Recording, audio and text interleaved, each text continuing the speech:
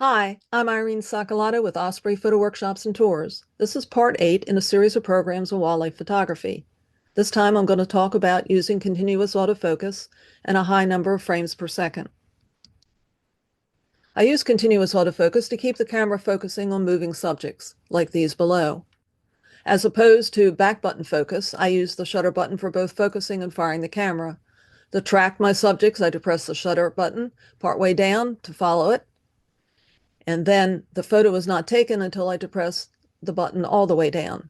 If I hold the button down, I can take a continuous series of photos. For wildlife, I set my camera menu so that the camera is silent when fired to avoid disturbing or scaring my subjects or disturbing other photographers nearby. As these ducklings floated by me, I set my camera on continuous autofocus and followed them as they moved. I took a series of photos in quick succession, a burst, with the focus locked on the group. Initially, the ducks' eyes were closed, but as they swam by, they opened their eyes, they moved closer together, and for the final series of shots, all ducklings were sharp and all eyes were open. For stationary shots, I also take short bursts of sequential photos. Animals move unexpectedly. They turn their head slightly. Well, they can introduce a shadow over the eye. If they blink, if they move during the shot, if I move the camera during the shot, you can have problems. And birds, well, they can close their eye's nictitating membrane and cover the eye.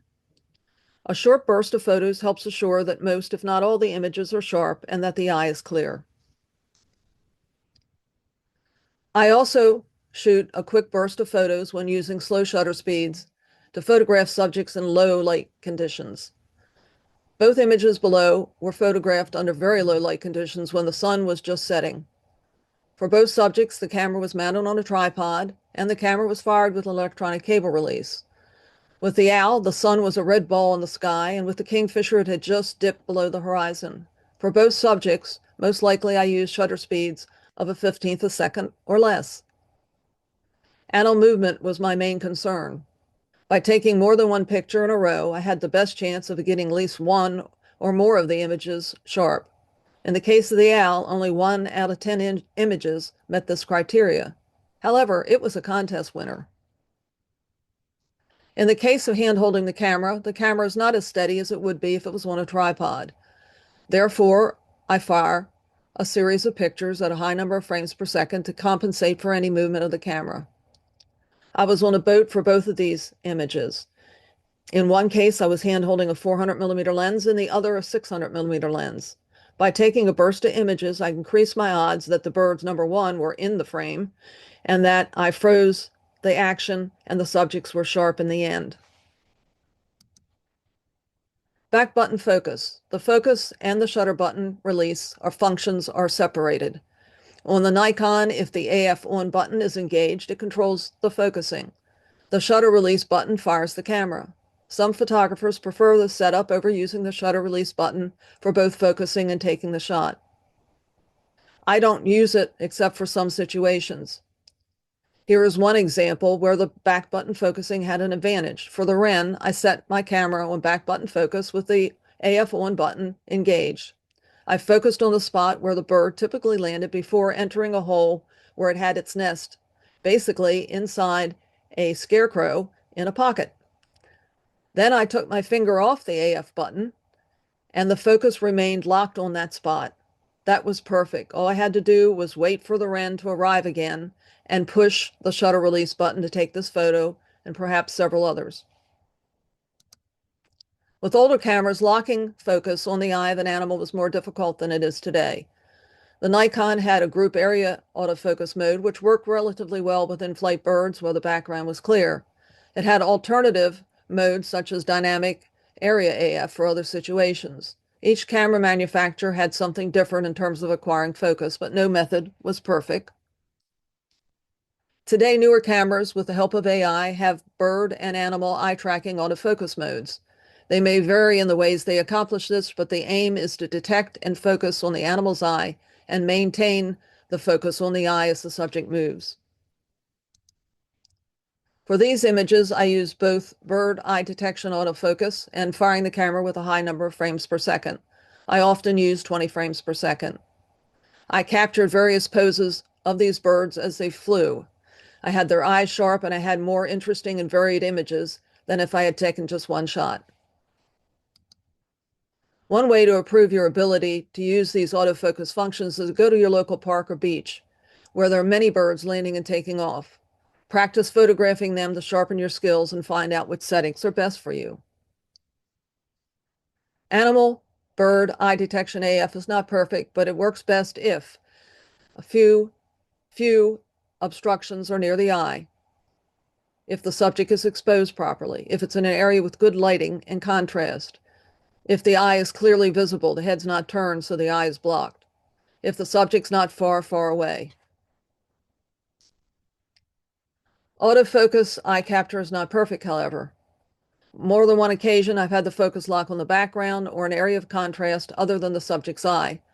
Typically, I'll quickly manually adjust the lens to focus close to where I want it on the eye, and then let the autofocus take over. Sometimes I totally switch to manual focus. Here I tried to use animal eye detection AF, but the lens focused on the grass instead of the rabbit's eye. So I switched to manual focus and manually, very carefully, focused on the eye of this poor little bunny. Remember, if the eye is not sharp, the rest of the image is not perceived as being sharp. Pre-release burst mode. Available in some cameras, it takes some pre-planning because you have to change some camera settings to be able to use it. But it works well with subjects like a bird preparing to fly. Once set up, when the shutter button is depressed part way, images are stored in the camera's buffer for a set amount of time that you pick on the camera's menu. When you push the shutter release all the way down to take the photo, images that are stored in the buffer are recorded. After the shot is taken, you can set the camera to store additional frames in the buffer for a set amount of time before the images are also recorded. Well, that comes to the end of this series. This is part 8 of a series of programs on wildlife photography. I hope you enjoyed it and gained some ideas. Remember that I have a website that's listed up top. There are Zoom programs listed for camera clubs. There are blogs. There's my schedule. Remember that I work with small groups in terms of workshops. I do pre-workshop scouting ahead of time to check on current conditions, and I focus on my students, not on my photography. The next time, our topic is going to be selecting exposures. I appreciate your attending, and I hope you subscribe to future discussions. And I really hope you get a chance to go out and apply some of the things that you may have learned in this session. Spring and summer is coming. Hopefully you'll be able to spend a lot of time outside chasing those wildlife subjects and getting great photos. Down below, you'll see 2 links. One goes to sign up for my newsletter. There's a QR code that'll allow you to do that. Also, there's a link to see other YouTube programs that I happen to have. Again, I want to thank you for attending. This is always fun for me to do. I get to see some of my older images and comprise the program for you, and also see include some later images that I had just taken. Again, please subscribe, come back for future discussions. I'll be back here with a new program on exposures in about a month or a tiny bit longer, since I'll be traveling a little bit in the future. I appreciate your support and hope to see you again.